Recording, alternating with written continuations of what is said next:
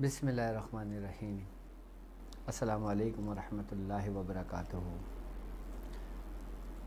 میں نئے آنے والے اپنے مریدین کو، اپنے شاگردوں کو، اپنے پیر بھائیوں کو اور معزز مہمانوں کو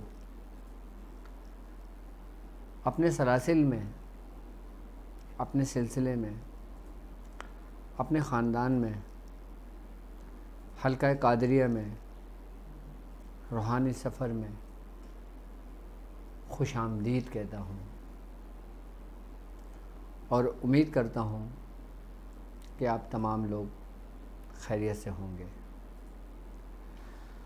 الحمدللہ آج ہماری 22ویں ٹرانسمیشن جاری ہے۔ جس طرح یہ سلسلہ ہم نے یکم رمضان سے شروع کیا آپ لوگوں کے لیے، اور الحمدللہ ہم ہر دن آپ کے لیے اپنے سلاسل کے معاملات اور اس سفر میں چلنے والے راہ مسافر کے لیے وہ رستہ، وہ معاملات، ہر ایک چیز آپ لوگوں سے وقتاً فوقتاً شیئر کرتے رہے۔ آج جو ہمارا ٹاپک ہے یہ خاندان قادریہ سے ہی منسوب ہے۔ آج ہم بات کریں گے سلوک قادریہ کی، کہ سلوک قادریہ کیا ہے اور خاندان قادریہ میں کس طرح سالک اپنی منزلوں کو طے کرتا ہے۔ سلوک قادریہ میں سالک کو سب سے پہلا سبق کیا دیا جاتا ہے۔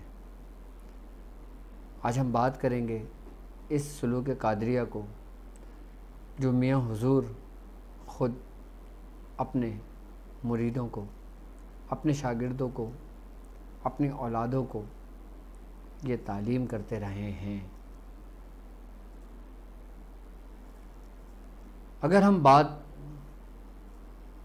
محبوب سبحانی میرے میرا حضرت سیدنا شیخ عبد القادر جیلانی رضی اللہ تعالی عنہ کی بات کرتے ہیں، آپ کے مقام کی بات کرتے ہیں، تو میرے پاس آپ کے مقام کے لیے کوئی الفاظ نہیں، کیونکہ آپ کا مقام بہت بالا تر ہے، آپ کی شخصیت بہت بالا تر ہے، آپ کا خانوادہ سب سے عظیم خانوادہ ہے، آپ کا خاندان اس روئے زمین پر سب سے بہترین اور اعلیٰ نسل کا خاندان ہے، کہ لوگ اس خانوادے کی، اس خاندان کی صرف و صرف محبت اور نسبت سے بخشے جائیں گے۔ یہ وہ خاندان ہے۔ اور آپ کا مقام، مجھے ایک روایت یاد آتی ہے کہ سرکار دو عالم صلی اللہ علیہ وآلہ وسلم آپ اپنے حجرے میں موجود تھے،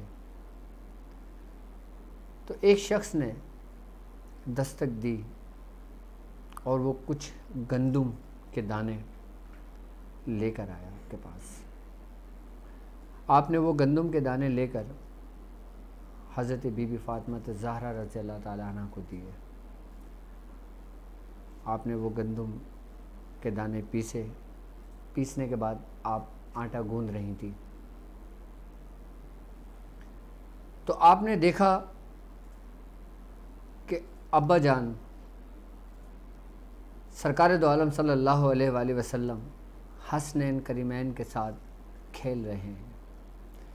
ایک جانب حضرت امام حسین علی مقام ہے اور ایک جانب حضرت امام حسن علی مقام ہے۔ آپ بار بار حضرت امام حسین علی مقام کو بلاتے ہیں اور چومتے ہیں اور ان کے ساتھ کھیلتے ہیں، ان کے ساتھ اپنا وقت مشغول کرتے ہیں۔ تو یہ منظر حضرت بی بی فاطمہ زہرا رضی اللہ تعالیٰ عنہ دیکھ رہی تھی. آپ کے دل میں یہ گمان آیا، آپ کے دل میں یہ خیال آیا کہ ابا جان زیادہ محبت امام حسین علیہ مقام سے کرتے ہیں، جبکہ میرے بڑے بیٹے جو امام حسن علیہ مقام ہیں ان سے کم مخاطب ہوتے ہیں. جب آپ کے دل میں یہ خیال آیا تو سرکار دو عالم صلی اللہ علیہ وآلہ وسلم نے اسی وقت آپ سے فرمایا کہ اے میری بیٹی، تمہارے دل میں یہ جو بات آئی ہے، میرے لیے میرے یہ دونوں فرزند میری جگر کا ٹکڑا ہیں. میں آپ سے اس لیے زیادہ پیار کر رہا ہوں کہ آپ کی اولادوں سے 9 تن پیدا ہوں گے، یعنی کہ 9 امام آئیں گے، اور وہ 9 تن جو ہوں گے ان سے پوری کائنات روشن ہوگی، ان سے لوگ ہدایت پائیں گے، ان سے لوگ فیض حاصل کریں گے، روحانیت حاصل کریں گے. وہ جو 9 ہوں گے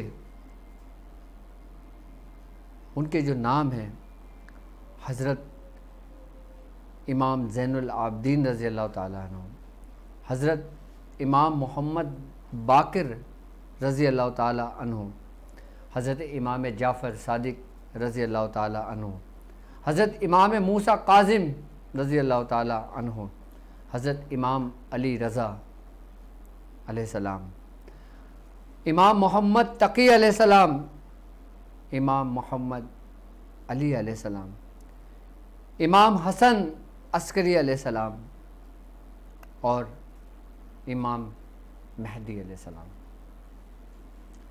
جب آپ نے یہ بات کہی تو حضرت بی بی فاطمہ زہرا رضی اللہ تعالیٰ عنہ آپ کے دل میں پھر یہ بات آئی کہ جو میرے بڑے بیٹے ہیں ان سے بھی کوئی ایسی مجھے بشارت دیتے کہ جس سے میرے دل کو تشنگی ہوتی، میرے دل کو سکون ملتا، کیونکہ وہ میرے بڑے بیٹے ہیں. تو سرکار دو عالم صلی اللہ علیہ وآلہ وسلم مسکرائے. آپ نے پھر فرمایا کہ اے میری پیاری بیٹی، یہ جو حسن ہیں یہ امام الامام ہوں گے، اور ان کی اولادوں سے ایک امام پیدا ہوگا جس کا نام عبد القادر ہوگا، جن کی کنیت ابو محمد ہوگی. اور وہ جو امام حسن کی اولادوں سے امام ہوں گے ان کے اندر وہ تمام خوبیاں، وہ تمام تبرکات، وہ تمام روحانیت کی منازل، تمام روحانیت کا فیض، وہ سب کا سب اس امام میں ہوگا. آپ خوش ہو گئیں. کیا مقام ہے محبوب سبحانی کا، میرے میرا کا، حضرت سیدنا شیخ عبد القادر جیلانی رضی اللہ تعالیٰ عنہ کا. آج میں آپ سے وہ مشاہدات بیان کروں گا جو حضرت شیخ علی حیتی رحمۃ اللہ علیہ نے فرمایا، جو شیخ شہاب الدین سہروردی رحمۃ اللہ علیہ نے فرمایا. یہ وہ مشاہدات جو حضرت محبوب سبحانی کے ہیں. حضرت شیخ علی حیتی رحمۃ اللہ علیہ فرماتے ہیں کہ ایک دفعہ محبوب سبحانی فرماتے ہیں کہ آپ نے فرمایا کہ جب سرکار دو عالم صلی اللہ علیہ وآلہ وسلم آپ معراج پر تشریف لے کر گئے، جب آپ سدرۃ المنتہا کے مقام تک پہنچے کہ جس مقام پہ جبریل آ کے ٹھہر گئے تھے اور کہا یا رسول اللہ میں اس سے آگے ایک قدم آگے نہیں بڑھ سکتا، اگر میں اس سے آگے بڑھنے کی جرت کروں گا تو میں جل جاؤں گا. تو آپ فرماتے ہیں کہ اس وقت میری روح حاضر ہوئی.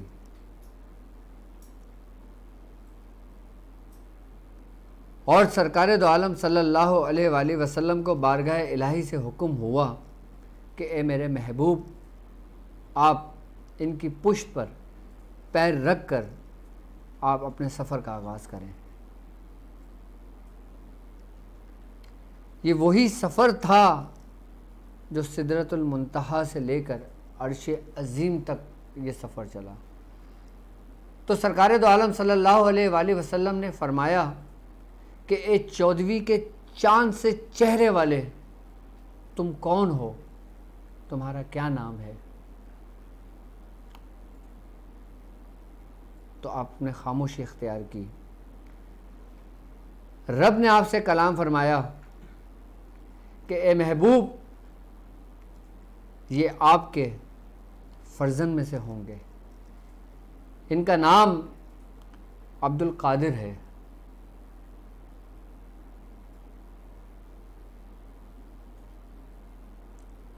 آپ نے پھر فرمایا کہ میرا قدم تمہاری پشت پر ہے اور تمہارا قدم تمام اولیاء کرام کی پشت پر ہوگا.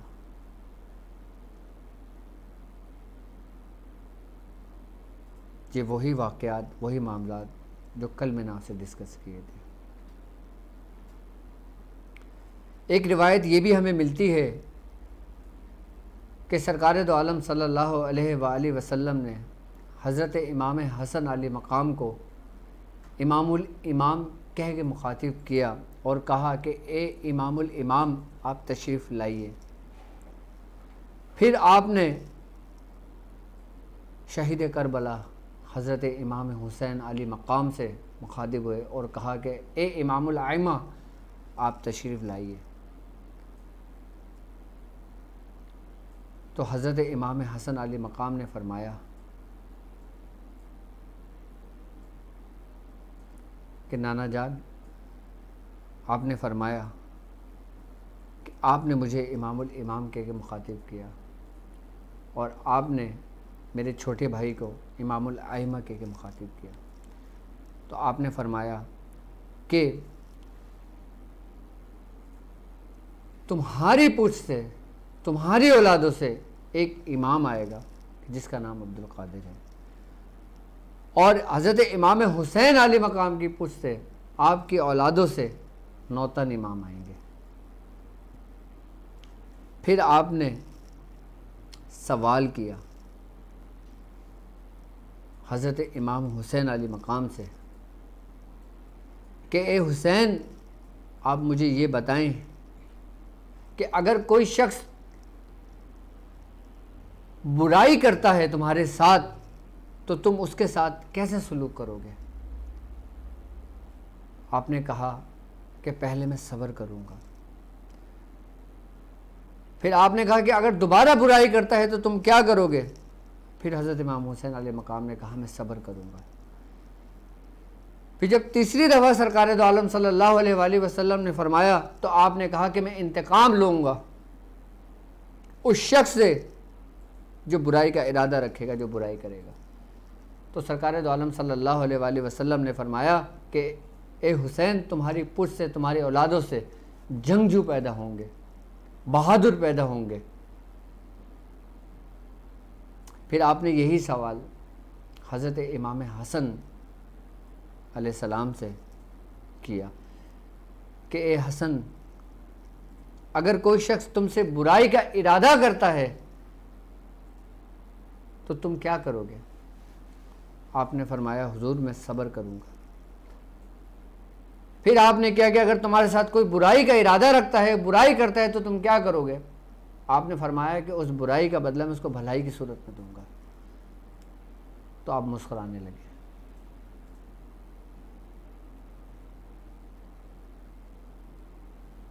پھر آپ نے وہی بات فرمائی کہ تمہاری اولاد سے ایک امام پیدا ہوگا. تو کیا مقام ہے آپ کا؟ حضرت سیدنا شیخ عبد القادر جیلانی رضی اللہ تعالیٰ عنہ کو، اور ہمیں فخر ہے کہ ہم کس امام کے پیچھے ہیں۔ یہاں تک کہ اگر محبت کی اگر بات کی جائے تو جس طرح کل میں نے آپ کو بتایا تھا، حضرت امام حسن عسکری علیہ السلام نے اپنا مسلح پیش کیا تھا اور کہا تھا اپنے مریدوں کو کہ جب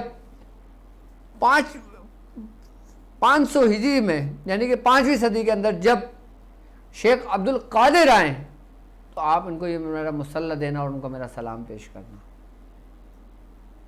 جو امانتاً چلتا چلا گیا۔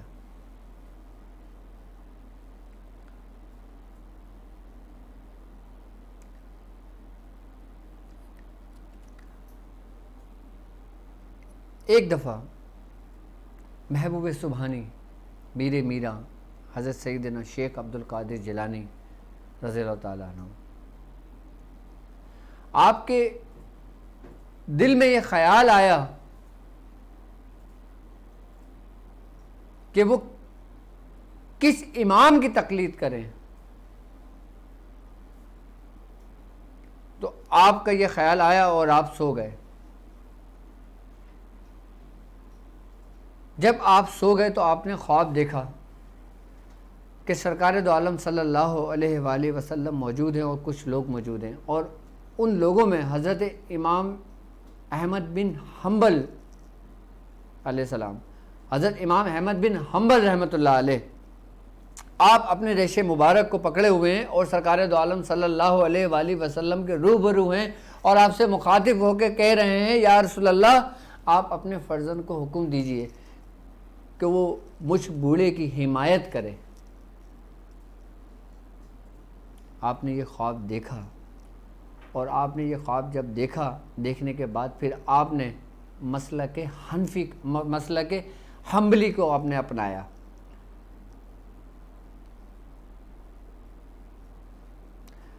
ہم چاروں اماموں کو مانتے ہیں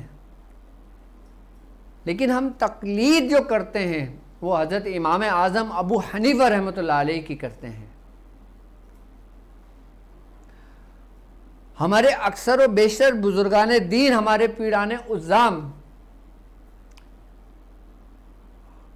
حضرت امام اعظم ابو حنیفہ کی تقلید کرتے ہیں، ان کی پیروی کرتے ہیں، جبکہ خود محبوب سبحانی آپ مسلک حنبلی میں تشریف لے کر آئے۔ ایک دفعہ ایک مشاہدہ آپ کا بیان کرتا ہوں میں کہ آپ کی ملاقات امام اعظم ابو حنیفہ رحمۃ اللہ علیہ سے ہوئی اور آپ نے حضرت سیدنا شیخ عبد القادر جیلانی رضی اللہ تعالیٰ عنہ سے فرمایا کہ حضور آپ نے میرا مسلک کیوں نہیں اختیار کیا؟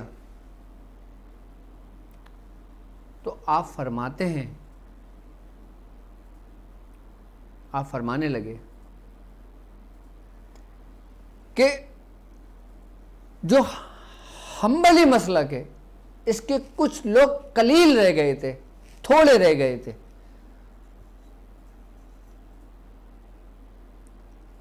تو آپ نے فرمایا کہ حضرت امام احمد بن حنبل کے بارے میں کہ آپ مسکین تھے، میں بھی مسکین ہوں، اور سرکار دو عالم صلی اللہ علیہ وآلہ وسلم نے دعا کی تھی کہ اے باری تعالیٰ مجھے دنیا میں مسکینوں میں رکھ اور مجھے مسکینوں میں اٹھا اور روز محشر مساکین میں میرا حساب و کتاب فرما۔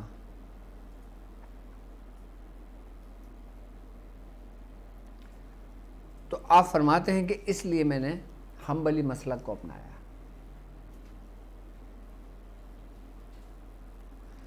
قادری تو ہم کہلائے نا، قادری خاندان تو آپ سے چلا نا،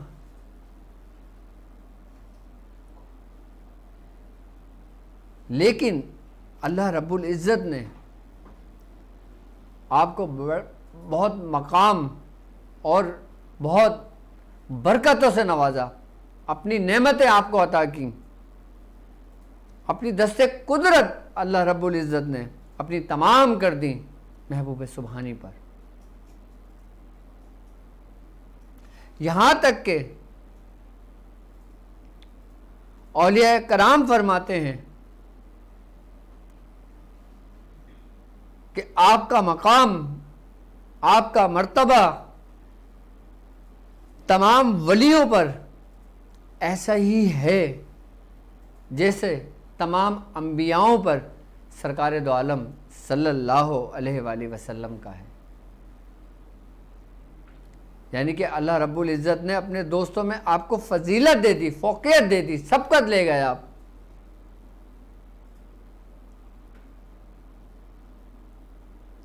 کیوں؟ کیونکہ آپ مقبول بارگاہ تھے، آپ محبوب سبحانی ہیں۔ یہ وہی خاندان ہے، یہ وہی خانوادہ ہے، اور یہ الحمدللہ ہمارا خانوادہ ہے، ہمارا خاندان ہے۔ یہ میاں حضور کو اسی خاندان سے فیض ہوا،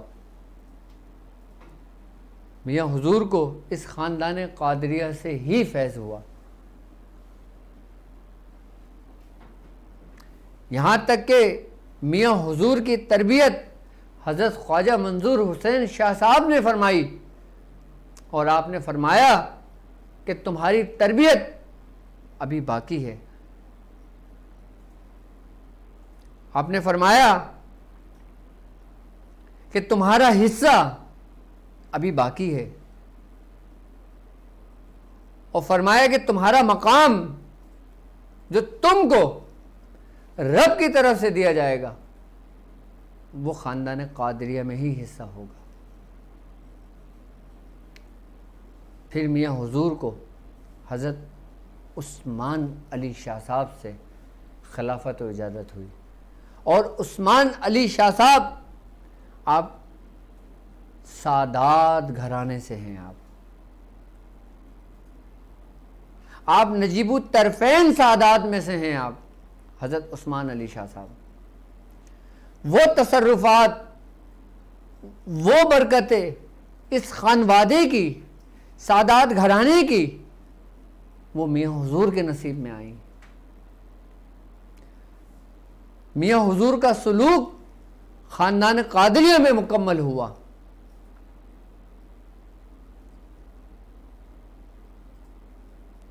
میاں حضور کی تمام منازلیں حضرت عثمان علی شاہ صاحب نے آنے واحد میں طے کروا دی۔ یہ صرف سادات گھرانے کا ہی فیض کی برکتیں تھیں، یہ سادات گھرانے کا ہی فیض تھا۔ اور حضرت عثمان علی شاہ صاحب کی اگر میں بات کرتا ہوں تو میاں حضور آپ کے بارے میں فرماتے ہیں کہ آپ کا وہ مقام تھا، آپ فرماتے تھے کہ میں ایک لمحے کے لیے بھی محبوب سبحانی سے غافل نہیں ہوتا، کہ ہما اس میں آپ کے دیدار اور آپ کی زیارت میں جب چاہتا ہوں میں کر لیتا ہوں۔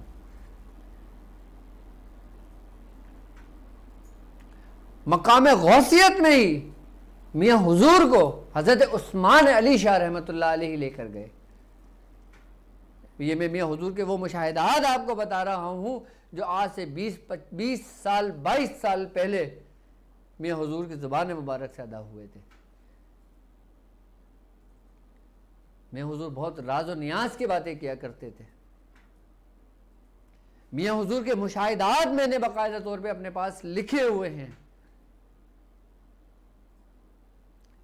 کہ جو معاملات خاندان قادریہ سے منسوب ہیں، جو ذکر و اذکار خاندان قادریہ سے منسوب ہیں، جو حضرت سیدنا محبوب سبحانی سے منسوب ہیں، میاں حضور فرماتے ہیں کہ جب میں نے عثمان علی شاہ صاحب کی اجازت سے چہل قاف کا میں نے عمل کیا تو میرا پورا باطن روشن ہو گیا تھا، اور میری رسائی دربار غوثیت میں ہو گئی تھی۔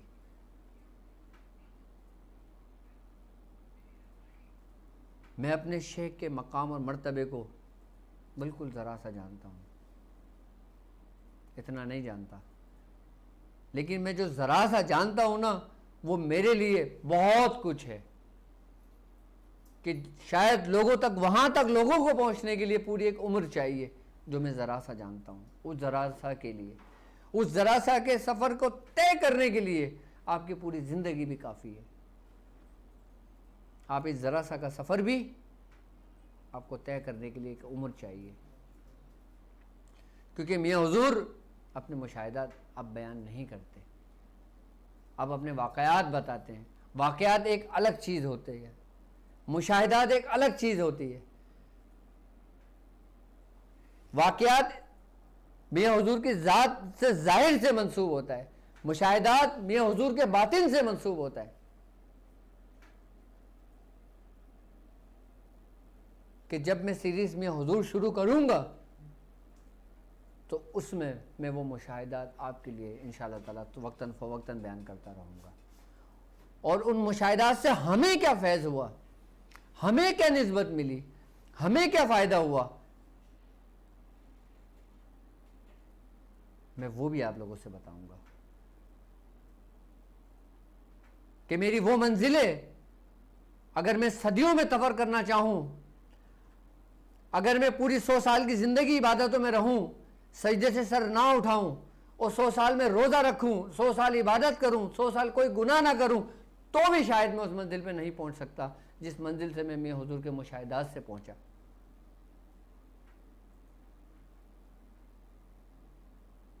کیونکہ میں وہ شخص ہوں کہ جس کا ہاتھ میاں حضور نے پکڑ کر مجھے کہا تھا کہ دیکھو، اور میں نے دیکھا. کہا سنو، میں نے سنا. کہا سمجھو، میں نے سمجھا. میری میاں حضور سے خلوت میں وہ صحبتیں رہیں کہ اگر میں وہ راز افشاں کر دوں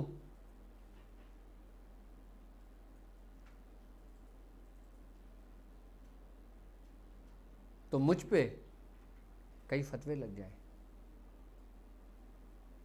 لیکن شریعت کی رسی کو، شریعت کے دامن کو نہ تو میرے کبھی بزرگوں نے چھوڑا اور نہ کبھی میں چھوڑوں گا، اور نہ کبھی میرے ساتھ چلنے والے میرے شاگرد، میرے مریدین،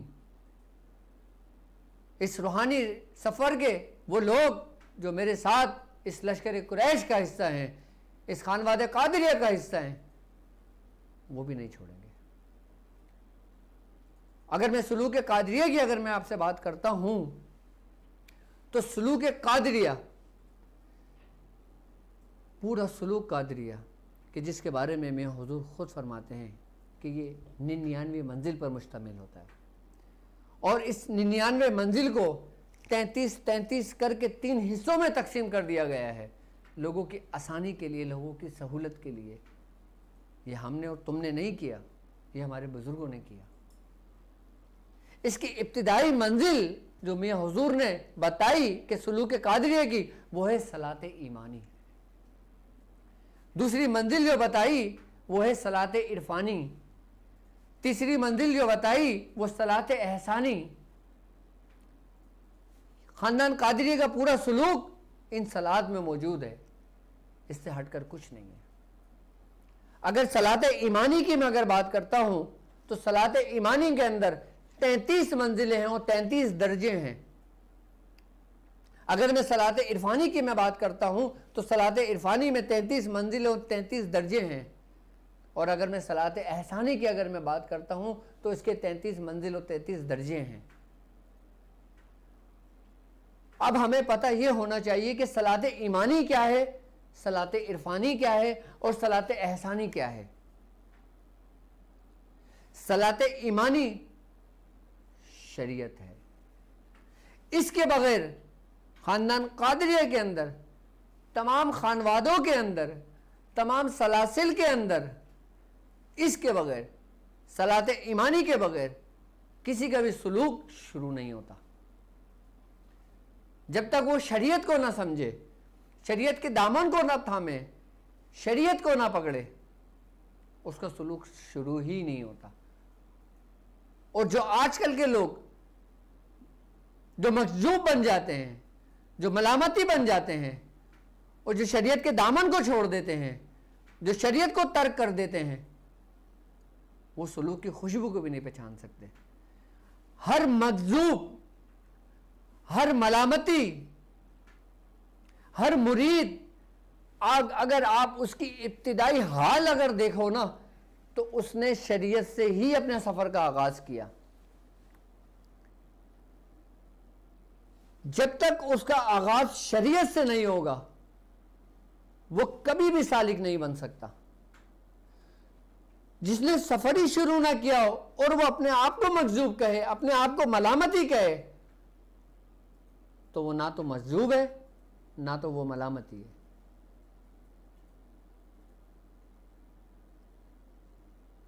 آپ جتنے بھی مجذوب بزرگ دیکھیں, آپ ان کی اگر تحقیق کریں, ان کی اگر آپ ہسٹری پڑھیں, ان کی اگر تاریخ پڑھیں, تو ان کی جو بنیاد ہے وہ شریعت ہے. شریعت ظاہر پہ لاگو ہے. صلاۃ ایمانی شریعت ہے. شریعت کے 33 درجے قرار دیے گئے ہیں جو سلوک کی منزلیں ہیں. سب سے پہلا کیا ہے آپ کو پتہ ہے؟ سب سے پہلا ہے اشہد ان لا الہ الا اللہ, کہ میں گواہی دیتا ہوں اللہ کے سوا کوئی معبود نہیں. یہ وہ رستہ ہے کہ جس رستے کے اندر جب انسان کو یہ یقین ہوتا ہے کہ اس نے زبان سے اقرار کیا, جب اس نے اشہد ان لا الہ الا اللہ کہا, اس نے دل سے اس کو تصدیق کیا, اور پھر دوسری منزل میں جب وہ داخل ہوتا ہے تو محمد رسول اللہ, یعنی کہ سرکار دو عالم صلی اللہ علیہ وآلہ وسلم محمد رسول اللہ کہ اللہ کے رسول ہیں.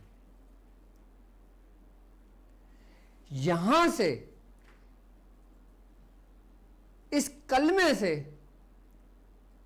آپ کا آغاز ہوتا ہے. اگر کوئی کافر اس رستے پہ آتا ہے, اگر کوئی مسلمان اس رستے پہ آتا ہے, اگر کوئی مرید اس رستے پر آتا ہے, تو سب سے پہلے اس کو جو حقیقت اس پہ ظاہر کی جاتی ہے نا, وہ کلمہ شریف کی جاتی ہے.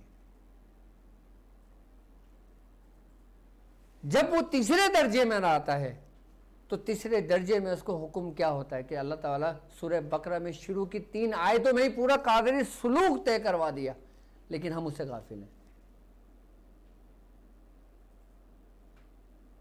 کہ یہ وہ کتاب ہے کہ اس میں کوئی شک نہیں ہے, کہ ہدی للمتقین الذین, ہدایت ہے متقیوں کے لیے, کہ الذین یؤمنون بالغیب, کہ جو غیب پر ایمان لے کر آتے ہیں.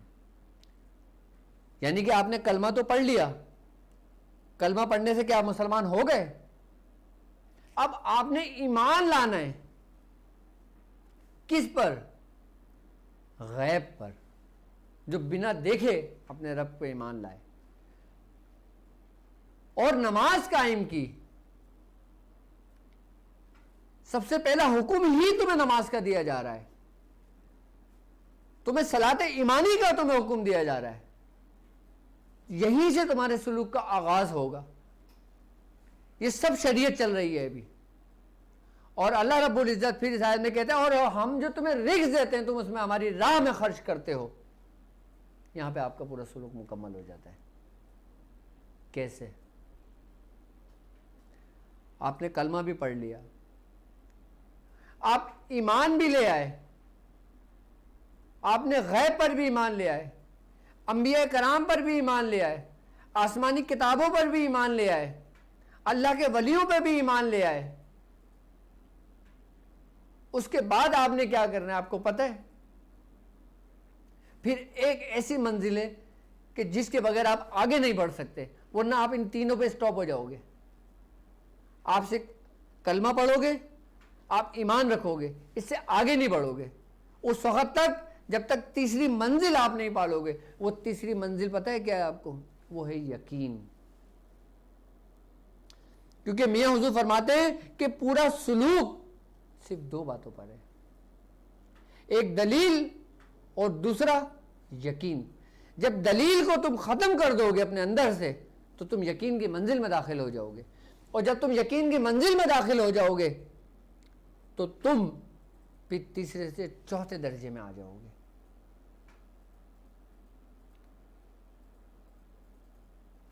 جب انسان کے اندر ایک یقین پیدا ہو جاتا ہے، میں کیوں آپ لوگوں میں ایک یقین پیدا کرنا چاہتا ہوں، میں کیوں آپ لوگوں کو فوکس کرتا ہوں، میں کیوں آپ لوگوں کو سمجھاتا ہوں کہ الحمدللہ ہم مسلمان گھرانے میں پیدا ہوئے ہیں،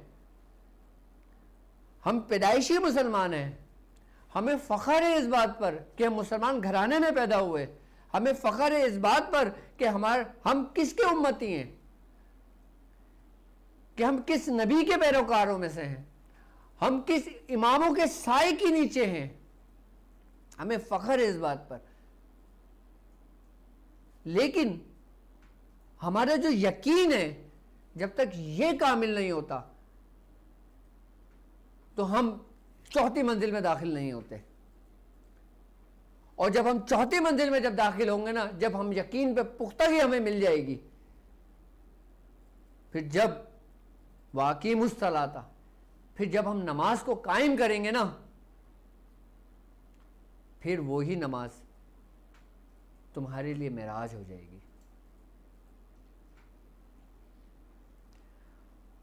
اب پہلی منزل سے تیسری منزل تک کا جو سفر ہے، یہ احکام شریعت کا سفر ہے، یہ وہ شریعت ہے کہ جس سے تمام پر لاگو ہوتی ہیں، تمام جنوں انس پر لاگو ہوتی ہیں، جس پہ شریعت لاگو ہوتی ہیں وہ انسان اور جناتوں میں سے جنوں پر بھی شریعت لاگو، وہ اسی کے بھی مکلف ہیں۔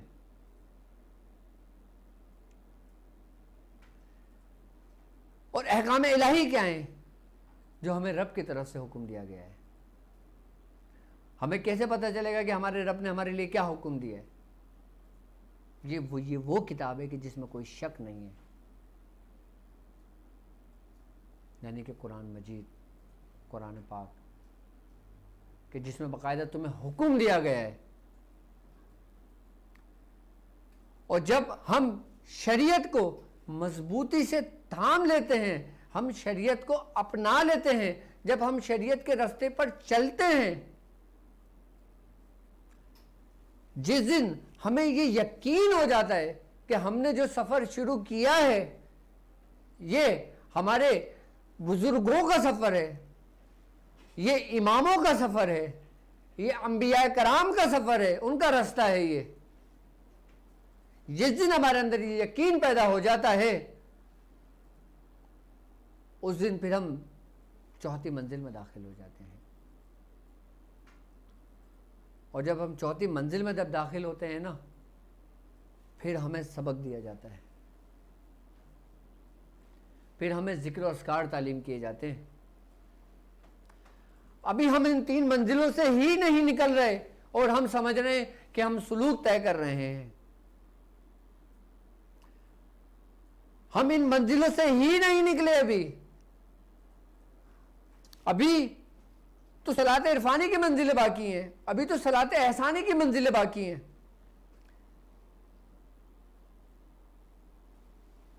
80% سالک صلاۃ ایمانی تک کا ہی سفر کرتے ہیں، اور جو لوگ صلاۃ ایمانی کا سفر طے مکمل کرتے ہیں، پھر وہ صلاۃ ایمانی سے صلاۃ عرفانی میں داخل ہوتے ہیں، وہ مخصوص ہوتے ہیں۔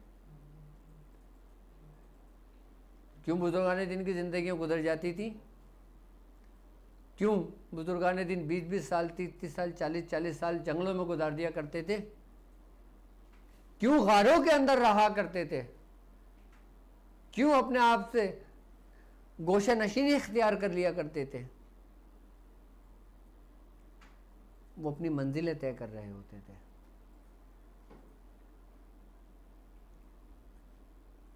کہ ہماری منزل آگے اس وقت تک ہی نہیں بڑھتی کہ جب تک ہمارے اندر یہ یقین نہیں ہو جاتا، اور جب ہمارے اندر یقین کامل پیدا ہو جاتا ہے تو باقی کی جو منزلیں بچی ہیں نا، جو 29 منزلیں باقی کی بچی ہیں، یہ ایک دن میں طے ہو جاتی ہیں، ایک دن میں طے ہو جاتی ہیں باقی کی 29 منزلیں۔ آپ نے صرف ان 3 منزلوں کو آپ نے عبور کرنا ہے۔ جس دن آپ کے اندر یقین کامل ہو گیا، جس دن آپ لوگوں کے اندر یہ یقین ہو گیا جس دن آپ کے اندر یہ یقین ہو گیا اس وقت آپ کے صلات ایمانی کی جو منازلیں ہیں نا یہ آنے واحد میں طے ہو جاتی ہیں۔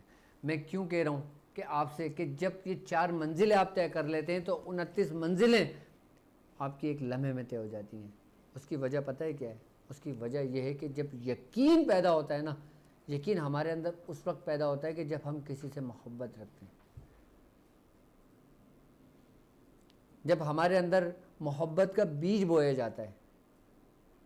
ہم کیا سمجھتے ہیں کہ ہم صرف کلمہ پڑھتے ہیں ہم بخش دیے جائیں گے؟ ہم بالکل بخش دیے جائیں گے، لیکن وہ ان نعمتوں سے محروم ہو جائیں گے ہم کہ جو نعمتیں اللہ رب العزت نے اپنے خاص لوگوں کے لیے رکھی ہیں، ان خاص لوگوں میں عام لوگوں کا بھی تو حصہ ہے۔ ان خاص لوگوں پہ جو نعمتیں تمام ہوئی ہیں وہ ان کے لیے تھوڑی تھی، وہ تو عام لوگوں کے لیے بھی تھیں۔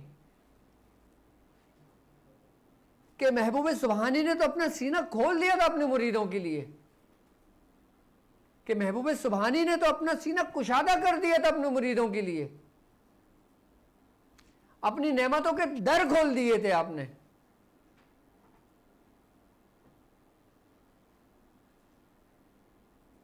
کہ جب آپ یقین کی منزل سے آپ آگے کا سفر کریں گے تو یہی سفر آپ کے لیے وہ معتبر سفر ہو جائے گا کہ اگر اس سفر میں انہی منزلوں میں اگر موت بھی واقع ہو جاتی ہے آپ کی تو یہ بھی شہادت کا ایک درجہ ہے۔ جب یقین ہمارے اندر پیدا ہوتا ہے تو پھر ہم آگے کی جانب بڑھتے ہیں۔ آگے کی جانب ہم کہاں بڑھیں گے؟ قد افلح من زکا، کہ کامیاب ہوا وہ کہ جس نے تزکیہ نفس کیا۔ پھر وہاں سے تزکیہ نفس شروع ہوتا ہے ہمارا۔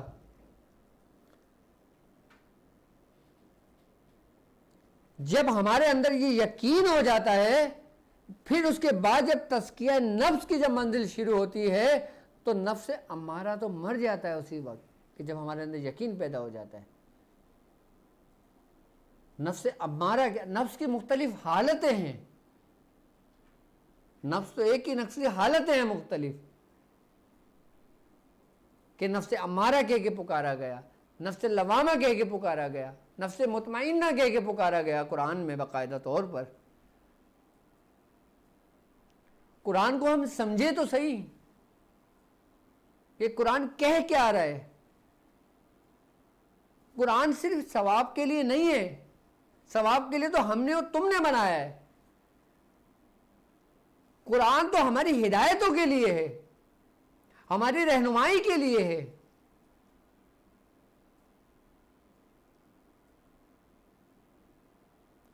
پھر جب ہم تزکیہ نفس جب کرتے ہیں نا، جب ہمارے اندر یقین ہو جاتا ہے، یقین کی منزل سے جب ہم آگے کی جانب بڑھتے ہیں، نفس ہمارا مردار ہو جاتا ہے، یعنی کہ کمزور اور لاغر ہو جاتا ہے، ختم نہیں ہوتا، یہ آخری سانس تک ختم نہیں ہوتا، لیکن یہ اتنا لاغر ہو جاتا ہے، اتنا لاغر ہو جاتا ہے کہ وہی ملہم فرشتہ جو الہام تمہارے قلب میں کرتا ہے وہ ان وسوسوں کو جنم نہیں لینے دیتا۔ جب وہ وسوسے جنم لیتے ہیں، وہ وسوسے پیدا ہوتے ہیں، تو وہی ملہم جو فرشتہ ہے وہ اس کو دبا دیتا ہے۔ کیوں؟ کیونکہ تم زبان سے اقرار کر چکے ہو، تم دل سے تصدیق کر چکے ہو، تمہیں یقین ہو چکا ہوتا ہے، تم یقین کی اس منزل پہ پہنچ چکے ہوتے ہو۔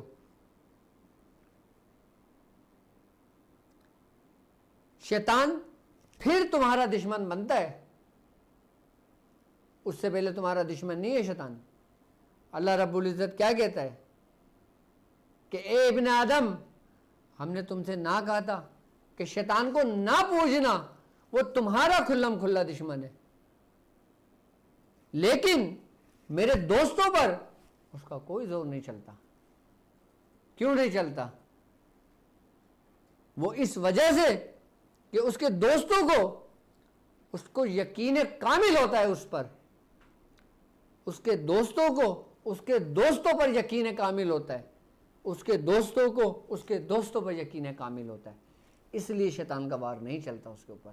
لیکن شیطان اس وقت اپنی دشمنی کا آغاز کرتا ہے، شیطان اس وقت دشمنی کا آغاز کرے گا کہ جب تم اپنے رب کے قریب پہنچنے کی کوشش کرو گے، کہ جب تم کامیاب ہونے کی کوشش کرو گے، جب تم منزل کے قریب ہونے کی کوشش کرو گے، پھر شیطان دشمنی کا اعلان کرتا ہے آپ سے۔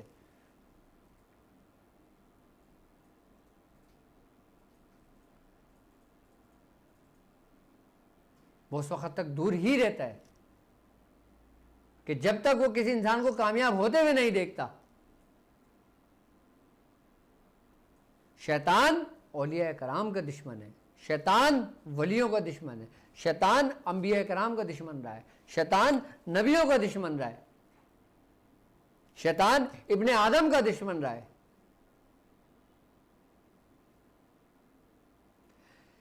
ان تمام واروں سے، ان خطرے نفسانی سے، خطرے شیطانی سے، خطرے ناسوتی سے تمہیں کون محفوظ رکھتا ہے؟ تمہیں پتہ ہے کہ جس کے ساتھ تم سفر کر رہے ہوتے ہو، کہ جس پہ تمہیں یقین ہوتا ہے،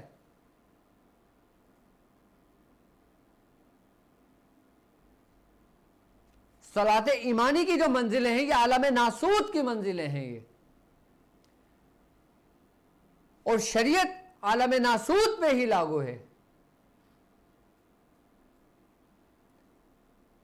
کہ جب تم عالم ناسوت کا سفر طے کرتے ہو، جب تم عالم ناسوت کا سفر طے کرو گے، اس کے بعد جب تم عالم ملکوت میں جاؤ گے تو پھر وہاں شریعت نہیں ہے،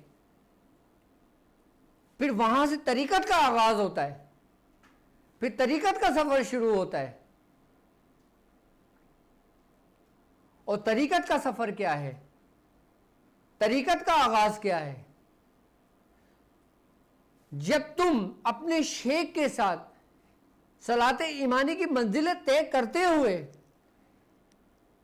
اس یقین کامل کے ساتھ جب ایک منزل سے دوسری منزل میں داخل ہوتے ہو تو تمہارا شیخ تمہارا تعارف مقام طریقت میں کرواتا ہے۔ مقام طریقت کیا ہے؟ کہ وہ طریقہ کہ جو مقبول بارگاہ بندوں کا ہوا، وہ طریقہ جو سرکار دو عالم صلی اللہ علیہ وآلہ وسلم کا تھا، وہ طریقہ جو تمام انبیاء کرام کا تھا، وہ طریقہ جو تمام اولیاء کرام کا تھا۔ یہ سفر بنا شیخ کے کبھی پورا نہیں ہوتا، یہ سفر بنا شیخ کے ناممکن ہے کہ سفر ہو۔ اگر کوئی شخص بنا شیخ کے اس سفر پہ چلتا ہے تو اس کا شیخ شیطان بن جاتا ہے،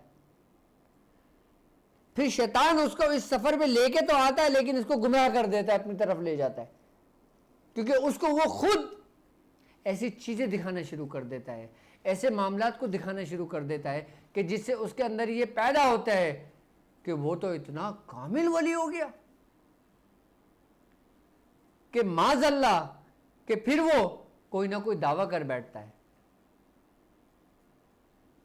کہ جن جن لوگوں نے نبوت کے دعوے کیے، امام مہدی کے دعوے کیے، وہ تمام کے تمام لوگ وہ اسی شیطان کے ساتھ سفر کر رہے تھے کہ جس نے ان کو اس منزل میں ایسے معاملات دکھائے، ایسی چیزیں دکھائیں، ان کی جاگتی آنکھوں سے بھی دکھائیں، ان کو خواب میں بھی دکھائے کہ جیسے ان کو اس کے اوپر یقین ہو گیا کہ یہ تمام چیزیں میرے لیے تو بنی ہیں، کہ جو لوگ بغیر شیخ کے اس راستے پہ چلتے ہیں وہ اس شیطان کے پیروکاروں میں سے ہوتے ہیں، اور جو لوگ اللہ کے دوستوں کو ان کی رسی کو مضبوطی سے تھامے چلتے ہیں، ان کی ایک قطار میں چلتے ہیں، اس قطار سے ہٹتے نہیں ہیں، وہ کبھی بھی گمراہ نہیں ہوتے۔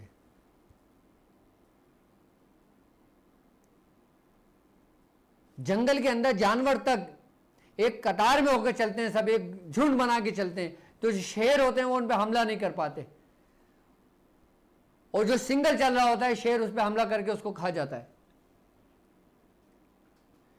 جب کوئی اس راستے میں تنہا چلنے کی کوشش کرتا ہے، وہ یہ چلتا ہے کہ بھائی اب تو بس میں کامل ہو گیا، اب تو میں سنگل ہی سفر طے کروں گا،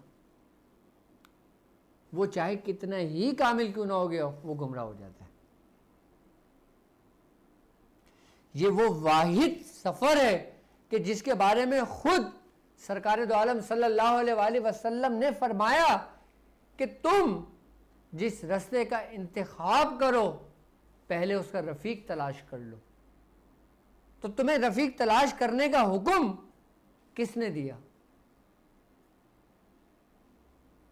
اب وہ راستہ کوئی سا بھی ہو، چاہے دنیاوی معاملات میں ہو، چاہے روحانیت کے معاملات میں ہو، چاہے وہ راستہ وہ طریقہ ہو کہ جو حق کی جانب جاتا ہے، جو اہدنا الصراط المستقیم کا راستہ ہے۔ یہ اہدنا الصراط المستقیم کا جو راستہ ہے نا، اس راستے پہ بھی آپ یہ نہ سمجھو کہ آپ ہدایت پر ہو، اس راستے پر بھی آپ گمراہ ہو سکتے ہو جب تک آپ اس راستے پہ نہیں پہنچتے، اس راستے سے گزر کر کہ جس رستوں پہ اللہ رب العزت نے اپنے دوستوں پہ انعامات دیے۔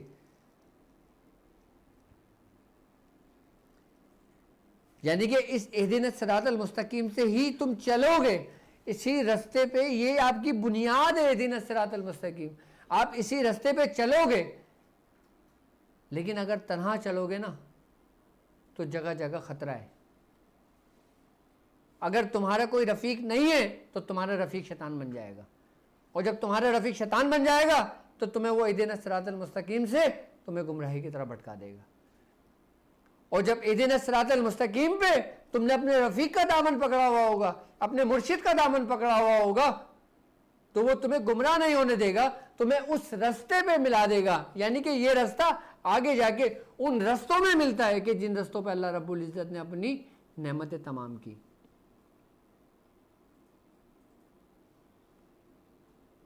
کہ صراط الذین انعمت علیہم غیر المغضوب علیہم ولا الضالین، کہ ہم نماز میں ہی یہ دعا کرتے ہیں، ہم نماز میں دعا تو کرتے ہیں لیکن ہم رفیق تلاش نہیں کرتے، ہم نماز میں دعا ہی تو کرتے ہیں لیکن ہم مرشد تلاش نہیں کرتے۔ بھائی ہم دعا کر رہے ہیں، وہ مقبول بارگاہ ہے، لیکن ہم اس رستے پہ تنہا تو نہیں چل سکتے۔ یہی وہ رستہ ہے جو صلاۃ ایمانی کا ہے، یہی وہ رستہ ہے جو سلوک قادریہ کی سب سے پہلی منزل ہے، کہ جس کو صلاۃ ایمانی کہا گیا ہے۔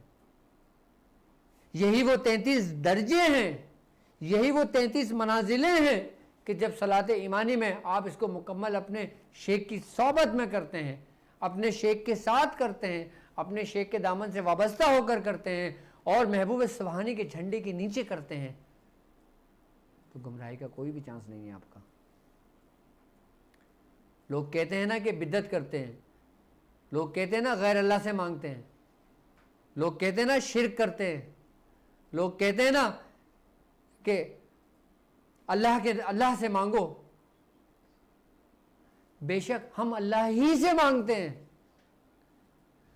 ہم اللہ ہی سے مدد طلب کرتے ہیں، ہم اسی ہی کی عبادت کرتے ہیں، ہم اسی ہی کے لیے سارا سفر طے کر رہے ہیں۔ لیکن ہم سفر طے کیسے کریں؟ کوئی اسباب تو بتائے ہمیں، کوئی سبب تو بتائے ہمیں، کوئی راستہ تو دکھائے ہمیں۔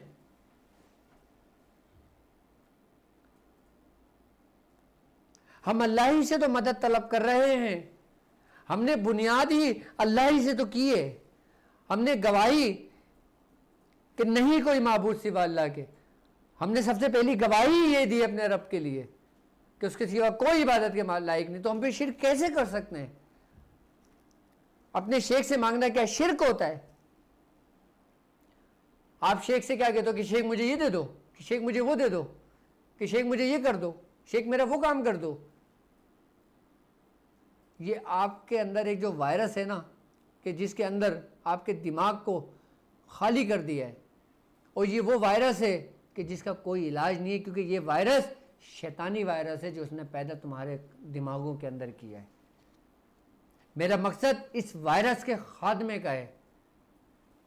آپ بزرگان دین کے تمام سوانح حیات اٹھا کر پڑھ لیں، آپ تمام سلسلوں کی تعلیمات دیکھ لیں، آپ بزرگان دین کی تعلیمات دیکھ لیں، کبھی اس میں کوئی شرک کا عنصر پایا جاتا ہے؟ اگر میں اپنے بزرگ کی شان بیان کرتا ہوں تو آپ لوگ بولتے ہیں کہ بھائی یہ تو کہ معاذ اللہ شرک کر رہے ہیں. شرک کسے کہتے ہو آپ؟ مجھے یہ تو بتاؤ کہ شرک کی منزل سے تو میں پہلی منزل سے ہی نکل گیا، کہ شرک کو تو میں نے ختم کر دیا، اپنے اندر سے نکال دیا. کیونکہ سرکار دو عالم صلی اللہ علیہ وآلہ وسلم کا فرمان ہے کہ میں اپنی امت سے، مقصد میری امت شرک نہیں کرے گی، وہ گناہگار ضرور ہوگی لیکن وہ شرک نہیں کرے گی میری امت.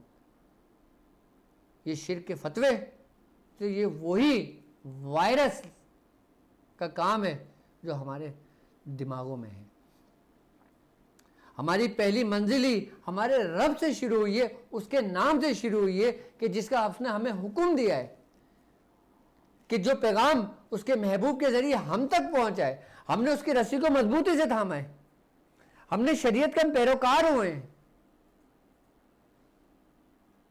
ہم نے اس منزل کو مضبوطی سے تھاما ہے، اور پھر ہم نے وہ کیا ہے جو ہمارے نبی نے ہمیں حکم دیا. سرکار دو عالم صلی اللہ علیہ وآلہ وسلم نے جو فرمایا ہم نے وہ کیا ہے. سرکار دو عالم صلی اللہ علیہ وآلہ وسلم کا فرمان تمام انسانوں کے لیے تھا. جس نے اپنا لیا، جس نے عمل کر لیا وہ مومنین ہو گئے، اور جس نے نہیں مانا وہ کفار ہو گئے، وہ مشرکین ہو گئے، وہ منافق ہو گئے. جو آپ کی بات پہ قائم رہے، آپ کے راستے پہ قائم رہے، ان پہ پھر انہوں نے انعامات دی، اور جب انعاماتوں سے نوازا، اور جب تم پہ کشف کھلا، اسرار کھلے، تو جو لوگ گمراہ ہوئے تھے، جو منافقین تھے، انہوں نے کیا کہنا شروع کر دیا کہ یہ تو معاذ اللہ شرک کرتے ہیں، یہ تو معاذ اللہ ایسا کرتے ہیں، یہ تو یہ بولتے ہیں، یہ تو وہ بولتے ہیں. جبکہ اس شخص کو یہ نہیں پتا ہوتا کہ یہ اس منزلوں کی باتیں ہیں کہ جو اللہ رب العزت نے جو انعامات دیے نا، اس کا اثر ان کے قلب سے اس دنیا تک ظاہر ہوتا ہے. تم اپنے آپ کو اگر ظاہر کرنے کی کوشش کرو گے نا کہ تم ذلیل و رسوا ہو جاؤ گے. جتنا تم اپنے آپ کو پوشیدہ کرو گے، اپنے آپ کو چھپاؤ گے، اپنے رازوں کو چھپاؤ گے، اللہ رب العزت تمہیں اتنا ہی لوگوں پہ ظاہر کر دے گا. تو سلوک تو ہمارا ابتدائی اس ذات سے ہے کہ جس نے تمام کائنات کو تخلیق کیا. یہ سلوک تو اس تک پہنچنے کا ایک راستے کا نام ہے، اس کو جاننے کے ایک راستے کا نام ہے، اس کو پہچاننے کے ایک راستے کا نام ہے. اور اس سلوک قادریہ کے نگہبان محبوب سبحانی خود ہیں. لیکن جو ان کے دامن سے وابستہ ہوا، جو ان کے مریدوں سے وابستہ ہوا، جو ان کے مریدوں سے مریدوں کے وابستہ ہوا، جو ان کے مریدوں سے مریدوں سے وابستہ ہوا، جو اپنے پیران عظام سے وابستہ ہوا، یقیناً وہ کامیاب رہا، وہ کامیاب ہوا. ہم اللہ ہی سے مدد مانگتے ہیں، ہم اللہ ہی کی عبادت کرتے ہیں، لیکن ہم حد سے تجاوز نہیں کرتے. ہم ان لوگوں میں سے نہیں ہیں جو حد سے تجاوز کر جائیں. ہم حد سے تجاوز نہیں کرتے، اور اللہ رب العزت حد سے تجاوز کرنے والوں کو پسند بھی نہیں کرتا. میں سمجھتا ہوں صلاۃ ایمانی کی منزل آپ کو بہت اچھی طرح سمجھ میں آ گئی ہوگی، لیکن وقت کم ہے. ابھی صلاۃ ایمانی کو سمجھانے میں ہی مجھے 1 گھنٹہ گزر گیا، مجھے وقت کا پتہ نہیں چلا۔ نویر صاحب بورڈ اٹھا کے دکھا رہے ہیں کہ 1 گھنٹہ ہو گیا،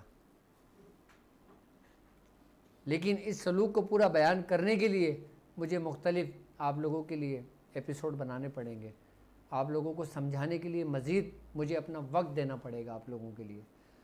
تو آج صلاۃ ایمانی میں سمجھتا ہوں آپ کے بہت اچھی طرح سمجھ میں آ گئی ہوگی کہ صلاۃ ایمانی ہے کیا۔ صلاۃ ایمانی یہ ذہن نشی کرنے کی شریعت ہے، شریعت کے تمام احکام صلاۃ ایمانی ہے۔ جب ہم صلاۃ عرفانی پہ آئیں گے پھر میں صلاۃ عرفانی کے بارے میں بتاؤں گا۔ اب جس طرح ہم نے صلاۃ ایمانی کی منزلیں طے کریں گے، اس طرح جب صلاۃ عرفانی پہ آئیں گے نا تو صلاۃ عرفانی کے بعد جب ایک ایک منزل ہوں گی نا تو پھر وہ درجہ بدرجہ ہوتی ہیں، پھر ان کے باقاعدہ درجہ بدرجہ نام ہیں، اور پھر درجہ بدرجہ نام کے ساتھ ساتھ پھر ان مقامات کے نام ہیں کہ وہ کس مقامات کی سیر کرتے ہیں۔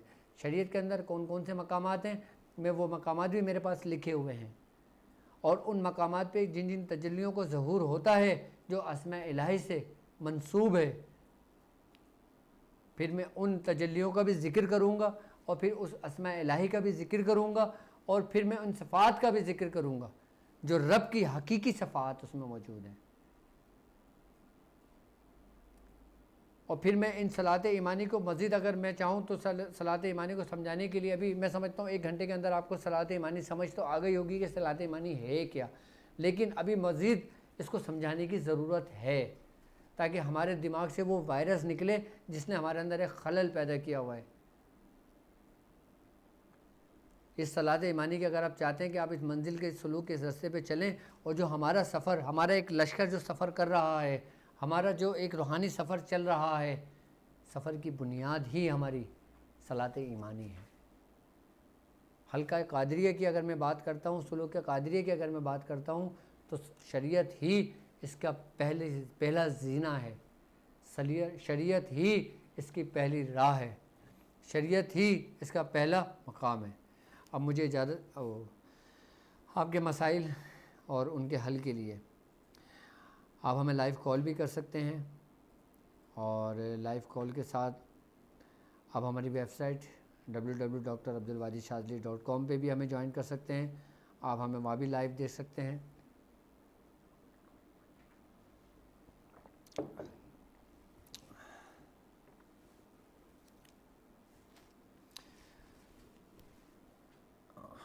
جی السلام علیکم۔ وعلیکم السلام ورحمۃ اللہ وبرکاتہ۔ جی کون بات کر رہے ہیں؟ محمد عمار کر کے محمد عمار عمار بات کر رہے ہیں۔ جی عمار صاحب بولیے۔ دین کے بارے میں پوچھنا تھا۔ جی جی ماما دین کے بارے میں ماما کو جادو وغیرہ تھا، وہ 25 سال عمر موت تک اسی حالت مر گئے، تو جادو ان کی نسلوں کر دیا۔ اچھا جادو کی اگر میں بات کرتا ہوں نا، اگر کسی شخص کی جادو سے اگر موت ہو جاتی ہے تو جو شخص جادو کے زور سے مرا ہو تو یہ بھی اس کے لیے ایک شہادت کا درجہ ہوتا ہے، لیکن اس کا علاج ضرور ہوتا ہے، کیونکہ جادو جو نا مرنے کے بعد جو نا منتقل ہوتا ہے۔ تو آپ نے مجھے باقاعدہ طور پہ اپنی ڈیٹیلز اسی نمبر پہ مجھے واٹس ایپ کر دیں، انشاءاللہ تعالیٰ پھر میں مزید آپ کو بتا دیتا ہوں اس کے بارے میں، ٹھیک ہے؟ اور وعلیکم السلام ورحمۃ اللہ۔ آپ ہمیں لائیو کال کر سکتے ہیں اپنے مسائل اور ان کے حل کے لیے، اور آپ ہم سے جان سکتے ہیں، اور ہم سے اس سلوک کے متعلق، اس خانوادے کے متعلق اور اس سفر کے متعلق اگر کچھ پوچھنا چاہتے ہیں تو آپ ہم سے پوچھ سکتے ہیں۔ جی السلام علیکم۔ السلام علیکم۔ جی وعلیکم السلام۔ میں شمس بول رہا ہوں سیالکوٹ سے۔ جی بولیے۔ میں نے آپ کو کال کی تھی 2 دن پہلے، ٹھیک ہے۔ آپ نے مجھے بولا تھا 70 بار سورہ قریش پر پانی پہ ڈال کر کے پورے گھر میں چھڑکو اور فرش کو بھی کپڑے کے ساتھ صاف کرو۔ جی بالکل میں نے آپ سے کہا تھا۔ تو آپ نے بولا تھا جو خواب آیا تو مجھے بتانا۔ ہاں میں نے یہ دیکھا سر کہ خواب میں نے نا دیکھا ایک بڑھیا اور ایک آدمی ہے، اور اس کے علاوہ بھی میں نے 2-3 عورتیں بھی دیکھی ہیں، اور جیسے گاڑی پہ چلتے نہیں ہے سفر کرتا ہوں میں، یہ چیز دیکھا سر میں نے۔ ٹھیک ہے۔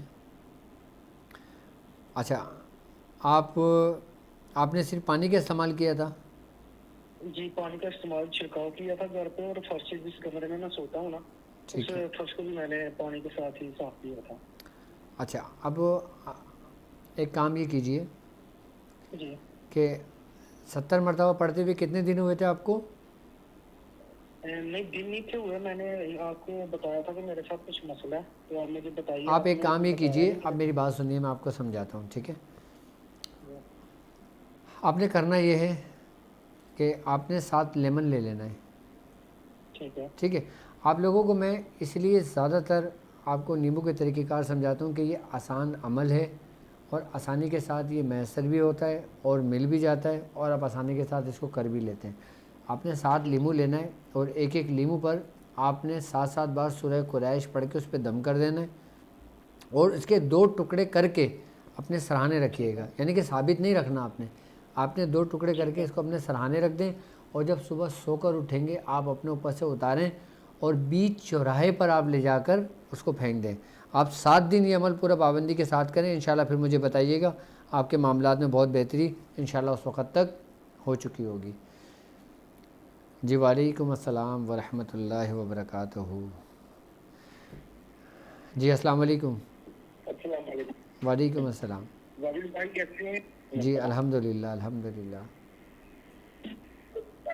अल्लाह का जी कौन और कहाँ से बात कर रहे हैं? अच्छा मकसूद अहमद साहब, मेरी सूरह कुरैश की 313 मरतबा 40 दिन आपने मुकम्मल कर लिया है, आगे क्या हुक्म है? अच्छा, अभी आप 313 मरतबा अगर आपने 40 दिन मुकम्मल कर लिया है मकसूद अहमद साहब, तो आप इसको भी कंटिन्यू रखें, 30 रमज़ान तक इसको पूरा मुकम्मल कर लें। आप इसको जब मुकम्मल कर लेंगे इंशाल्लाह फिर मुझसे पूछिएगा आप। वाजिद भाई कमल तलवार बोल रहा हूँ। जी बिल्कुल, आप बोलिए। जी भाई मैंने आपको बहुत सारे व्हाट्सएप पे मैसेज डाले हैं, टेलीग्राम पे भी मैसेज डाला था आपको वॉइस रिकॉर्डिंग, क्योंकि मैंने आपको ख्वाब बताया था, आपने बोला था कि लाइव ऐसे ख्वाब नहीं बताए जाते, तो मुझे उसकी ताबीर बता दीजिए कृपया करके, बहुत ज़्यादा मेहरबानी होगी आपकी। ठीक है। अच्छा देखें, बात ये होती है कि रमज़ान में ना इतना मुख्तसर सा टाइम होता है, मैं कोशिश करके फिर भी आपका ख्वाब में सुनकर देखकर मैं इंशाल्लाह ताला आपको बताता हूँ, ठीक है। नहीं तो कोई बात नहीं, ईद के बाद कर लेंगे बात। ये बहुत अच्छा हो जाएगा अगर आप मुझसे ईद के बाद रब्ता कर लेते हैं, ठीक है। चलें, अपना जी अपना ख्याल बहुत बहुत रखिएगा, शुक्रिया। इंशाल्लाह ताला फिर आपसे बात होती है।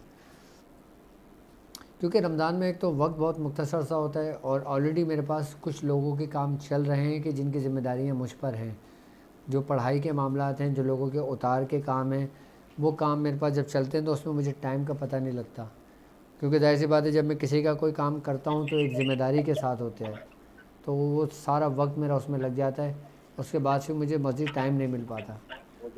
जी वालेकुम अस्सलाम। अस्सलाम वालेकुम वालेकुम अस्सलाम। सर, मैं बाबलपुर शहर से बोल रहा हूँ, अब्दुल रशीद, वालदा का नाम मरियम है। जी, तो मेरे कंधों पे जो है ना बहुत दर्द रहता है। आपके कंधों पे बहुत दर्द रहता है? हाँ जी, कुरान पाक नहीं पढ़ा हुआ हूँ। ठीक है, कुरान पाक आपने माशाल्लाह पढ़ा हुआ है? नहीं अच्छा, तो फिर आप एक काम करें कि जी, आपने या अल्लाह या रहमानो या रहीम, ठीक ठीक है, क्या पढ़ें आप? या या अल्लाह हो या रहमान या रहीम। या आपने रहीम। एक तस्बीह रोज़ाना पढ़ना है, कितनी? एक तस्बीह यानी कि 101 मरतबा, ठीक है सर। ठीक है। पढ़ के पानी दम करके इसको पिएं और तकरीबन 21 दिन तक आप ये अमल अपना मुकम्मल करें, फिर मुझे बताइएगा इंशाल्लाह। जी अस्सलाम वालेकुम। अस्सलाम वालेकुम रहमतुल्लाहि व बरकातहू। वालेकुम अस्सलाम। डॉक्टर साहब बात कर रहे हैं? जी बिल्कुल बात कर रहा हूँ। ये डॉक्टर साहब, अल्लाह ताला आपको जज़ाए खैर अता फरमाए और अल्लाह पाक आपको सेहत, जिंदगी, तंदुरुस्ती अता आमीन फरमाए। आमीन। डॉक्टर साहब, गुजारिश ये थी कि एक बच्चा है 1.5 साल का, तो एक उसका सर बहुत बड़ा है और दूसरा उसके मोशन बड़े लगते हैं, उसको आराम नहीं आता, उसके लिए कुछ फरमा दें। बच्चे की उम्र कितनी है? बच्चे की उम्र तकरीबन इस वक्त 1.5 साल है। 1.5 साल है। आप एक काम करें, एक दालचीनी, एक लकड़ी होती है जो गरम मसाले में होती है, जी ठीक है, आप वो दालचीनी पीस लें और बिल्कुल ज़रा सी, यानी कि जैसे हम जी کسی چیز کو چھوتے نا، سرما جب ہم لگاتے ہیں سرمے کے اندر دانے کو ڈالتے ہیں اور ہم آنکھوں میں لگاتے ہیں، اسی طرح سے آپ نے کوئی لکڑی لے لینا ہے اور اس کو دال چینی کے پاؤڈر میں لگانا ہے اور بچے کے منہ میں دے دینا ہے، ٹھیک ہے؟ اس کا فائدہ یہ ہوگا کہ اس کو موشن نہیں ہوں گے، اور ان شاء اللہ تعالیٰ اور سورہ قریش 7 بار پڑھ کے بچے کے اوپر دم کر دیجیے گا، ٹھیک ہے؟ 7 مرتبہ؟ جی 7 مرتبہ سورہ قریش پڑھ کے دم کر دیجیے گا۔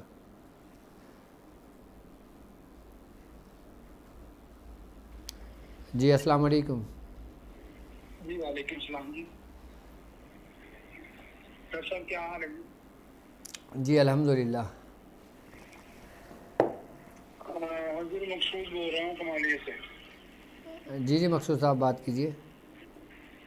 حضور میں نے یہ پوچھنا تھا، میرا کاروبار کا مسئلہ تھا، وہ دیکھنا تھا کہ وہ بالکل ٹھپ ہو گیا ہے۔ کاروبار کا مسئلہ تھا، ٹھیک ہے؟ جی حضور۔ ٹھیک ہے، آپ کا پورا نام مقصود ہے یا مسعود ہے؟ مقصود احمد حضور۔ حضور میری آپ سے ملاقات بھی ہوئی ہے لاہور میں بھی اور فیصل آباد میں بھی۔ اچھا ماشاء اللہ ماشاء اللہ۔ اچھا آپ کی والدہ کا نام کیا ہے؟ رقیہ بی بی حضور۔ رقیہ بی بی، ٹھیک ہے۔ کیا کام کرتے ہیں آپ؟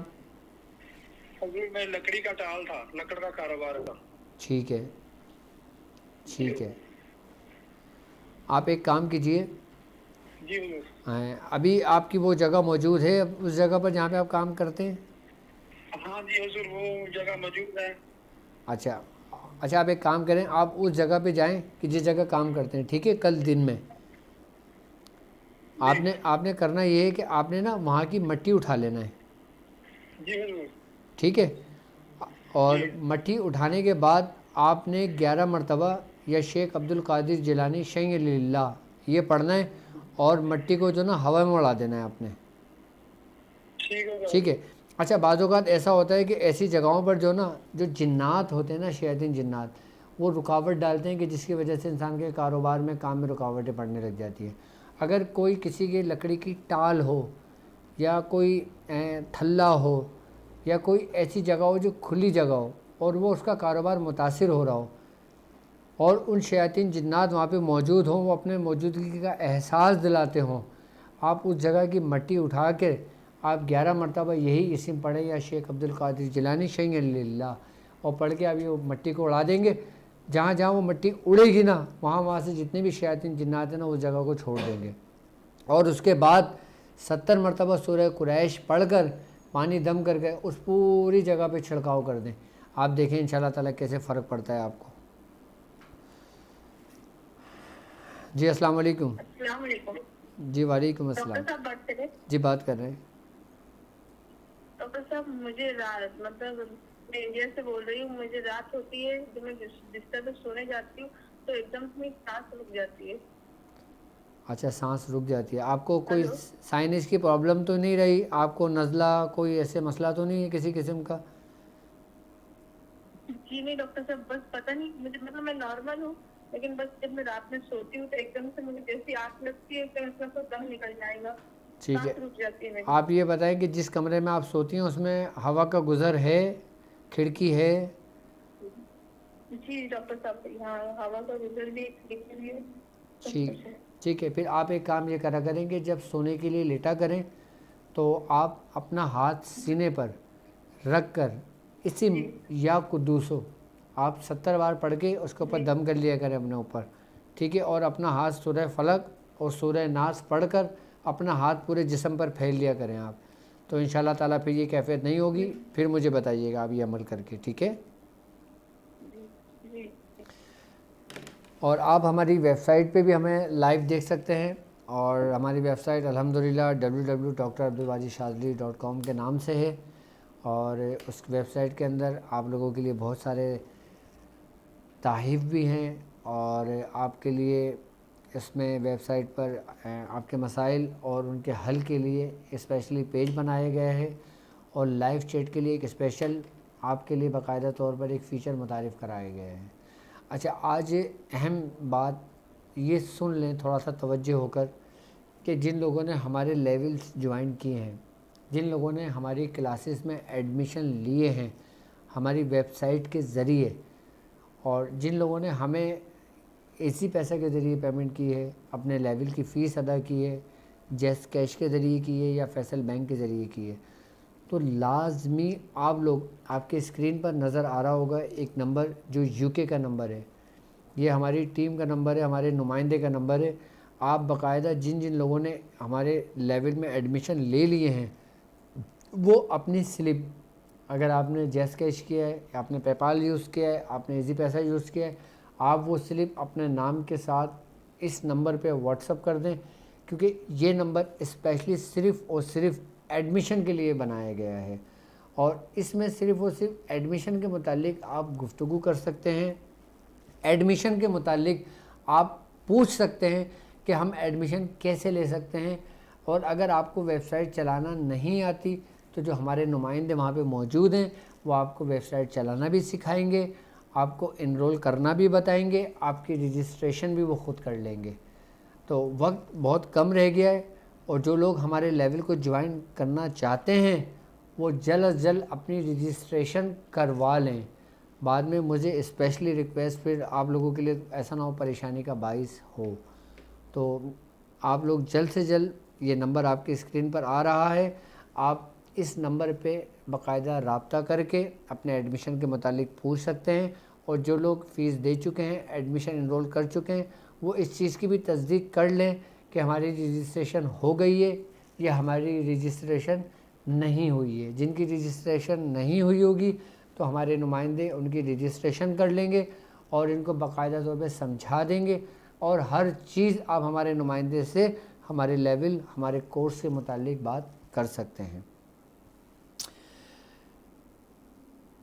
شیخ رحمت اللہ صاحب، نادے علی کی آپ کو 110 مرتبہ کی اجازت۔ جی بالکل، میری طرف سے آپ کو اجازت ہے، اور ماشاءاللہ آپ نے 700 مرتبہ 19 20 21 میں مکمل کر لیا۔ اللہ تبارک تعالیٰ سے اپنی بارگاہ میں قبول فرمائے، اور جن جن لوگوں نے نادے علی کا عمل کر لیا ہو وہ 110 مرتبہ کی تعداد میں مدامت رکھیں، اس کو چھوڑیں نہ۔ جب آپ 110 مرتبہ کی تعداد کو اپنے ورد میں رکھتے ہیں تو اس سے مزید آپ کو برکتیں ملتی ہیں، مزید اس کا فیض آپ کو ملتا ہے۔ تو جو لوگوں نے اگر سورہ مزمل کی زکوٰۃ ادا کر دی ہے تو وہ سورہ مزمل شریف کو بھی آپ اس کو مدامت میں رکھیں، السلام علیکم۔ اور جو لوگ سورہ قریش کی زکوٰۃ ادا کر چکے ہیں وہ سورہ قریش کی مدامت رکھیں۔ جی وعلیکم السلام۔ جی حضور، میں احمد رضا بول رہا ہوں محمد انڈیا سے۔ ابراہیم صاحب کہہ رہے ہیں کہ ساؤنڈ ٹھیک نہیں ہے۔ اچھا جی حضور جی جی جی، میں یہ عرض کر رہا تھا حضرت، میں نے آپ کے حکم کے مطابق ابھی نادے علی شریف کا عمل کیا ہے 3 دن کا، ٹھیک ہے 1111 مرتبہ کا۔ ٹھیک ہے۔ تو حضرت مجھے پوچھنا یہ تھا کہ میاں حضور نے فرمایا تھا کہ 1100 مرتبہ کرنا ہے، اور آپ نے 1111 مرتبہ کی تعداد بتائی، تو میں کنفیوز ہو گیا تھا حضرت اس میں، تو ہاں عمل ہوا یا نہیں ہوا حضرت؟ نہیں، عمل تو بے شک ہو گیا ہو، کیونکہ سب سے بڑی بات ہوتی ہے اجازت کی۔ جی اگر میں آپ لوگوں کو اجازت دیتا ہوں تو یہ بھی میاں حضور ہی کی اجازت ہے، کیونکہ اس سے آپ کو 2 فائدے ہوتے ہیں، ایک تو میاں حضور کی نسبت کا فائدہ، اور ایک میاں حضور کی اولاد کی نسبت کا فائدہ، یعنی ایک سلسلے کا فائدہ اور ایک ان کی اولاد کے خانوادے کا فائدہ۔ ٹھیک ہے، اب جو لوگ مجھ سے اجازتیں طلب کرتے ہیں ان کو 2 فائدے ہوتے ہیں۔ ایک فائدہ تو میاں حضور نے جب آپ کو اجازت دی تو سلسلے کی اجازت ہوئی، اور جب آپ نے میاں حضور کی اولاد سے اس کی اجازت لی تو آپ کو سلسلے کی بھی اجازت ہوئی اور میاں حضور کے خاندان کی بھی اجازت ہوئی۔ ایک تو سلسلہ وہ جو میاں حضور کا چلا، یعنی کہ جو میاں حضور دادا میاں کا سلسلہ چلا رہے ہیں، ایک کی اجازت وہ ہو گئی آپ کو، اور اگر آپ نے مجھ سے اجازت لی، میں میاں حضور کا صاحبزادہ ہوں، تو آپ کو میاں حضور کی اجازت ہوگی، یعنی کہ انہی کے خاندان کی اجازت ہوگی۔ ایک سلسلے کی اجازت ہوئی آپ کو، ایک خاندان کی اجازت ہوئی۔ میرا سفر شروع کرنے کا مقصد آپ کو 2 طرفہ فیض ملتا ہے، 2 طرح سے آپ کو فیض ملے گا، ایک میاں حضور کے سلسلے کا اور ایک میاں حضور کے خاندان کا۔ یہ بات آپ کو سمجھ میں بعد میں آئے گی، اور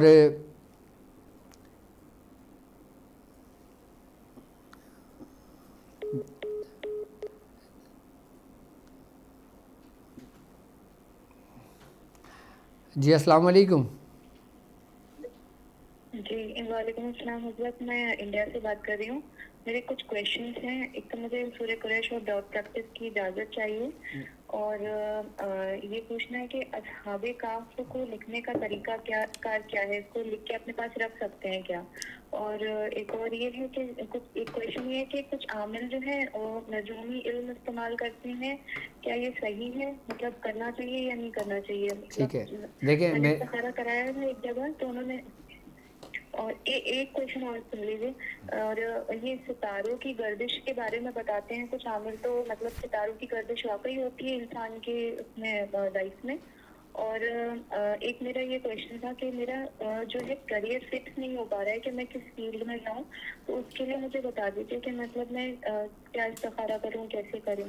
ٹھیک ہے میری یہ بہن, پوچھنا تھا. پہلا کویشچن آپ کو میری طرف سے آپ کو سورہ قریش کی اجازت ہے, اور دوسرا کویشچن آپ کا یہ ہے جی کہ نجومی کے پاس جانا سرکار دو عالم صلی اللہ علیہ وآلہ وسلم نے منع فرمایا ہے کہ آپ جو جی جی لوگ علم نجوم جانتے ہیں اور وہ غیر شرعی ہوتے ہیں, یعنی کہ آپ کوئی ایسا وہ کام کرتے ہیں جو شرکیہ کلمات سے کرتے ہیں, تو ایسے لوگوں کے پاس جانا اپنے ایمان کو خطرے میں ڈالنا ہے.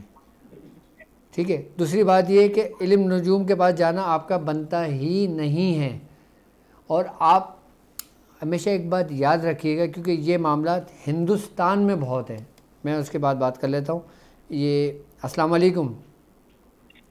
ہلو, السلام علیکم ڈاکٹر صاحب. وعلیکم السلام.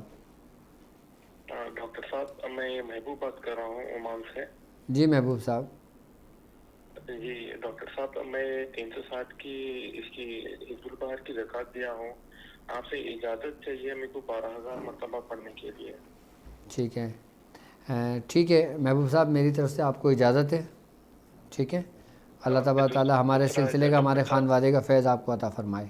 شکریہ ڈاکٹر صاحب. اور تو ہندوستان کے اندر, پاکستان کے اندر, باہر ملکوں میں یہ چیز کثرت سے دیکھی گئی ہے کہ آپ نے دیکھا ہوگا کہ اصل میں سوشل میڈیا پر یوٹیوب ایک اتنا بڑا پلیٹ فارم ہے کہ ہر شخص اپنے کوئی نہ کوئی عمل بتا رہا ہوتا ہے, کوئی نہ کوئی لوگوں کے حال بتا رہا ہوتا ہے. آئی بات سمجھ میں؟ جو شخص لوگوں کے حال بتائے اور جو شخص علم نجوم میں مہارت رکھتا ہو, آئی بات سمجھ میں, اس کے پاس جانے سے باقاعدہ طور پہ منع کیا. آپ جب بھی اپنے کوئی سوالات کریں, جب آپ اپنے متعلق کسی سے پوچھیں, تو آپ کو یہ پتہ ہونا چاہیے کہ آپ اپنا سوال کس سے کر رہے ہیں, سامنے والا کون شخص ہے, کس مذہب سے تعلق رکھتا ہے, کس معاملات سے تعلق رکھتا ہے. اب ہندو بھی باقاعدہ بتاتے ہیں, مسلمان بھی بتاتے ہیں, عیسائی بھی بتا رہے ہوتے ہیں, یہودی بھی بتا رہے ہوتے ہیں. اگر کوئی مسلمان اگر کسی ہندو سے اگر اپنے مسئلے ڈسکس کرتا ہے, اگر کوئی اس سے پوچھتا ہے, چاہے وہ کتنی ہی مہارت کیوں نہ رکھتا ہو, تو حضرت امام اعظم ابو حنیفہ فرماتے ہیں کہ اس کی 40 دن تک نماز قبول نہیں ہوتی. اب جو لوگ ہندوستان میں رہتے ہیں, جو لوگ انڈیا میں رہتے ہیں, وہ کوشش یہ کیا کریں کہ چاہے کوئی شخص کتنا ہی کامل کیوں نہ ہو, اگر وہ مسلمان ہے, اگر وہ شریعت کے ماتحت ہے, اگر وہ شریعت کا پیروکار ہے, اگر وہ سلسلے سے وابستہ ہے, اگر وہ کسی خانوادے سے وابستہ ہے, تو آپ اس سے بے شک پوچھیں, اپنے معاملات پوچھیں, اپنے مسئلے مسائل پوچھیں. اور اگر کوئی شخص کسی غیر مذہب سے تعلق رکھتا ہو, اگر کوئی شخص کسی غیر مذہب سے تعلق رکھنے کے ساتھ ساتھ اس میں کتنی مہارت رکھتا ہو, چاہے وہ ایک لمحے میں کام کر دیتا ہو, اور اگر آپ اس غرض سے اس شخص کے پاس جاتے ہیں, تو آپ اپنا ایمان خطرے میں ڈالتے ہیں. آپ اپنا ایمان خطرے میں ڈالتے ہیں چند عوض فائدے کے لیے, اپنے دنیاوی مقاصد کے لیے, اپنے کاروبار کی ترقی کے لیے, اپنے گھر میں ناچارکی کے لیے, اپنے دنیاوی مقاصد کے لیے. اگر آپ کسی ایسے مذہب کے لوگوں کا سہارا لیتے ہیں جو اس میں چاہے کتنے ہی مقام پر ہوں, کتنے بھی کامل ہوں, آپ کا جانا سختی سے ہمارے امام منع کرتے ہیں. وہ یہ کہتے ہیں کہ آپ جب اپنا علاج کسی سے کروائیں, اپنا مسئلہ کسی سے ڈسکس کریں, تو سب سے پہلے آپ یہ چیز جان لیں کہ آپ جس سے مقصد بیان کر رہے ہیں کہ وہ مسلمان ہیں یا نہیں.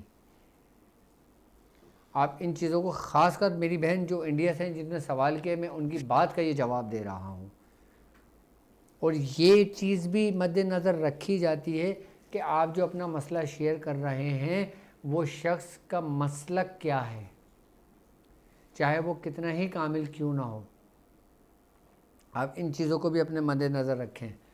ہمارے بزرگان دین جس مسلک جس مذہب کے پیروکار رہے ہیں، جس کی تقلید کرتے ہیں، وہ حضرت امام اعظم ابو حنیفہ رحمۃ اللہ علیہ کی ہے۔ یہاں تک کہ اگر میں ہندوستان کی اگر میں بات کرتا ہوں تو میں سمجھتا ہوں ہندوستان میں ایک بڑا نام حضرت اعلی حضرت امام احمد رضا خان بریلوی رحمۃ اللہ علیہ کا ہے۔ آپ نے بہت محنت، بہت ریاضت اور شریعت کے معاملے میں آپ بہت پختہ رہے ہیں، تو میں سمجھتا ہوں جو لوگ ہندوستان میں ہیں اور جو لوگ پاکستان میں ہیں، جو لوگ اپنے مسائل ڈسکس کرتے ہیں تو یقیناً وہ ایسے لوگوں سے ڈسکس کریں جو صاحب سلاسل ہوں، صاحب خانوادے سے جن کا تعلق ہو، اور ایسے شخص کے پاس ہرگز نہ جائیں، کوئی کتنا ہی کامل کیوں نہ ہو، اگر وہ بد مذہب ہے اس کے پاس نہ جائیں، کیونکہ ایسے کے پاس جانا اپنا ایمان خطرے میں ڈالنے کے برابر ہے۔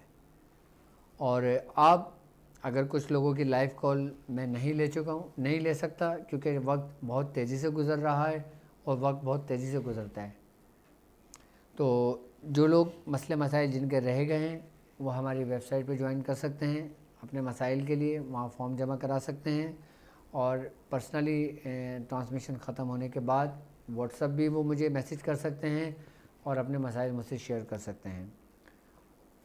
اور جن لوگوں کے لیے آج میں نے ایک ہدایت کی ہے کہ جو لوگ ہماری ویب سائٹ پہ ہمارے ایڈمیشن لے چکے ہیں وہ لازمی ان کو رجسٹریشن نمبر ایشو ہوا ہے یا نہیں ہوا، وہ اس نمبر پر لازمی میسیج کر کے اپنی تصدیق کروا لیں، کیونکہ وقت بہت تیزی سے گزر رہا ہے، وقت سمٹ رہا ہے، اور میں چاہتا ہوں کہ زیادہ سے زیادہ لوگ جو میرے ساتھ اس سفر میں شامل ہیں وہ اس کلاس کا حصہ بنیں، تاکہ میں اسپیشلی ان کو زیادہ سے زیادہ وقت دے سکوں۔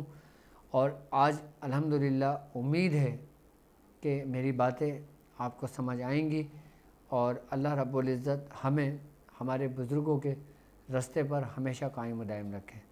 مجھے اجازت دیجیے اس بات پہ کہ آپ اپنا بہت خیال رکھیں گے۔ السلام علیکم ورحمۃ اللہ وبرکاتہ۔